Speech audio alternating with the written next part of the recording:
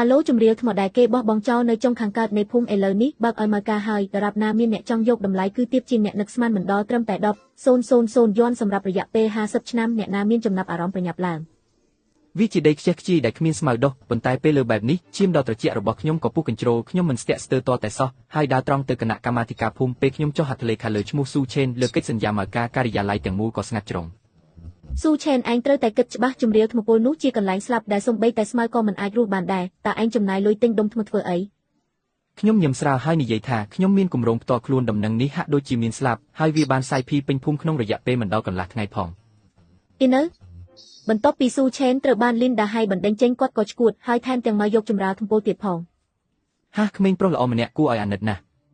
ដំណឹងនេះក៏បានលេចទៅដល់ត្រចៀករបស់លីនដាហៃផងដែរពេលនេះគាត់កំពុងអង្គុយក្នុងរថយន្តបែមូដែលទើបនឹងទិញថ្មីសាយយ៉ាងខ្លាំងខ្ញុំស្មានថាគាត់មានឆ្អឹងខ្នងខ្លះតាមពិតគាត់ជាមនុស្សល្ងេល្ងើទៅមកជំរាវថ្មពលគាត់គ្រាន់តែស្វែងរកទីបញ្ចប់របស់គាត់ចាំមើលគាត់នៅតាមផ្លូវចុះ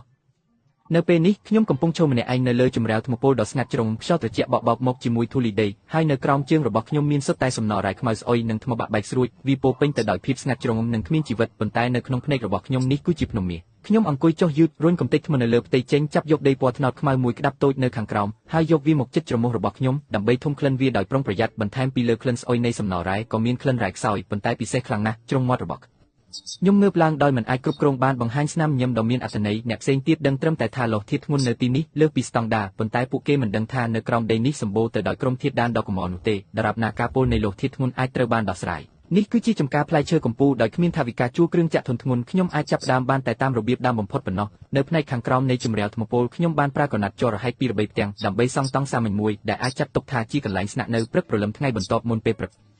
រលឹមខ្ញុំកាន់ប៉ែមួយហើយចាប់ផ្ដើមសម្អាតសំណល់រ៉ែពុលនៅលើផ្ទៃទាំងយប់ទាំងថ្ងៃមួយប៉ែលហើយមួយប៉ែលទៀតថ្មស្រួចបានធ្វើឲ្យស្រោមដៃរហែកចន្លោះមេដៃនិងចង្អុលដៃរង្គោះរង្គើរហូតដល់ហូរឈាមហើយញើសបានជោគអាប់ធំស្ដើងខ្ញុំប្រៀបដូចជាម៉ាស៊ីនដែលមិនចេះនឿយហត់ដោយបង្ខំចិត្តបើកប្រឡាយដំបងនៅលើដីដ៏អស់សង្ឃឹមនេះចិត្តដល់ពេលថ្ងៃត្រង់